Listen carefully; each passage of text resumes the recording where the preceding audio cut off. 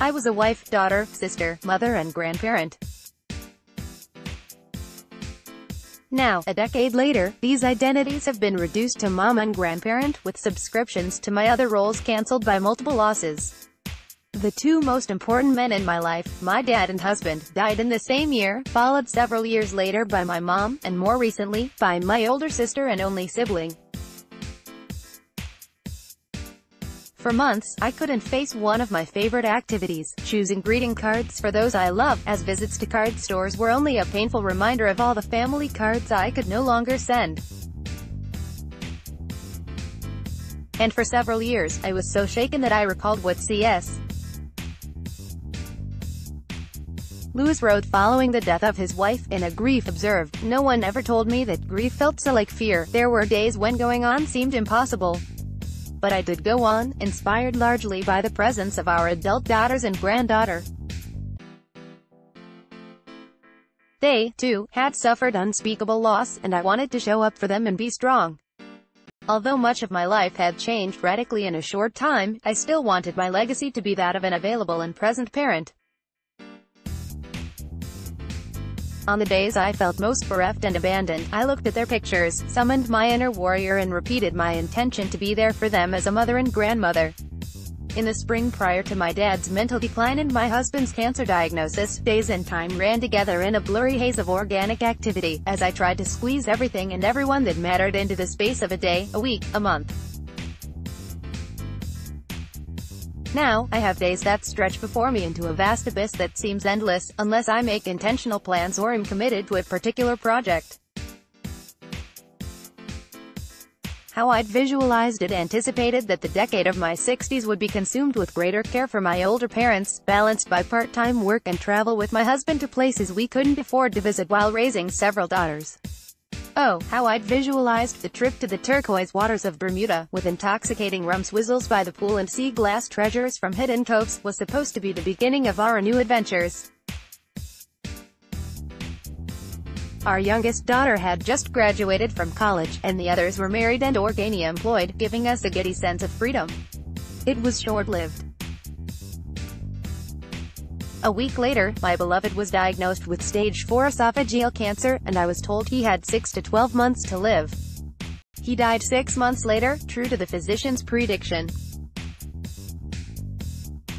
Only 3 months before, I'd lost my father, his brilliant brain riddled with plaque. My travel in the last decade has usually been solo, or I've been accompanied by one of my daughters.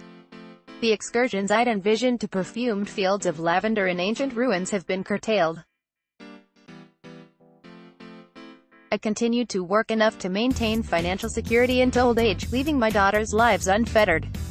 Some of my coupled friends find it peculiar that I continue to write books, take on consulting contracts and engage in as much volunteer and remunerated work as possible, strengthening my belief that it's challenging to understand what someone else is up against without a foray into the same territory. Curiosity and reflectiveness on unanticipated upside to this decade has been the development of my curiosity and reflectiveness, which is largely the result of living alone and having multiple conversations with myself. The results of such reflections include discoveries about what it means to lose someone, to grieve and be brave, and to heal and even thrive when life becomes riddled with disappointments and confusing circumstances. My first discovery was that when a life ceases, our relationship with that beloved person continues, albeit in a different form. The death of someone we love deeply is a transition, not a disappearance. In Beauty, the Invisible Embrace, John O'Donohue wrote, "The dead are not distant or absent. When we lose someone to death, we lose their physical image and presence, but because we cannot see them does not mean they are not there." In an end to upside-down thinking, Mark Gober cites scientific evidence to support this assertion, showing that consciousness still exists after the death of the physical body. Consistent with reports from those individuals who've had a near-death experience, it seems that death is a transition from our physical world into some other form of being or energy state. Like many grief survivors, I've felt the presence and guidance of my deceased family and husband in a steady and constant fashion, often conveyed in dreams and messages. 2 years after he transitioned, my late husband Jay woke me up in a dream. What's it like to die? I asked him. Just wait, he replied. It's genius. My healing process also challenged my belief in the conventionally held wisdom that grief recovery is linear. This myth was created by the idea that there are stages of grief someone goes through, in a particular order, to heal from loss. When Elizabeth Kubler-Ross initially delineated these stages, she intended them to be descriptive of persons dying, not of persons left behind. Over time, the stages became popularized so widely that many grief survivors might be heard saying to a friend after a funeral, "I'm still in the denial stage." My experience suggests that healing from loss is cyclical.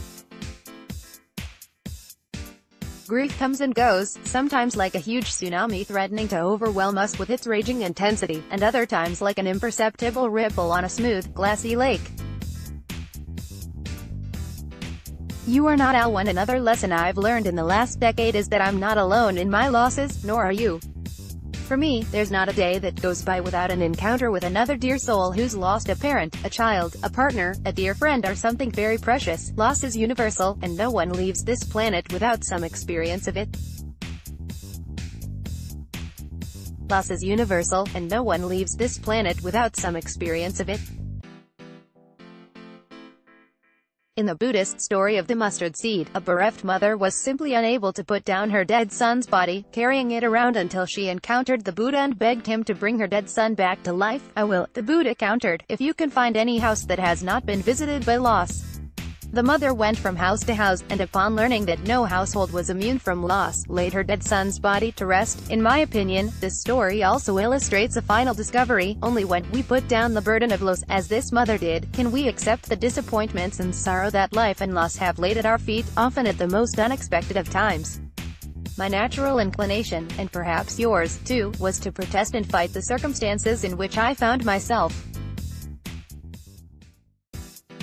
I railed against my husband's terminal diagnosis, my father's growing dementia, my mother's loneliness after losing her role as caregiver, and my sister's long-standing habits that led to early diabetes and its mortal complications. Why can't it be otherwise? I implored the universe. I had not manifested any of this. My protesting robbed me of creative energy and allowed me to protect my illusions that life is supposed to be of sweetness, lightness, happiness, or the yin. As times ensued, I've been able to let go of the protest and surrender to the reality of the paradox of life. There is no sweetness without sorrow, no lightness without darkness, no happiness without sadness, and no yin without the yang. In letting go of my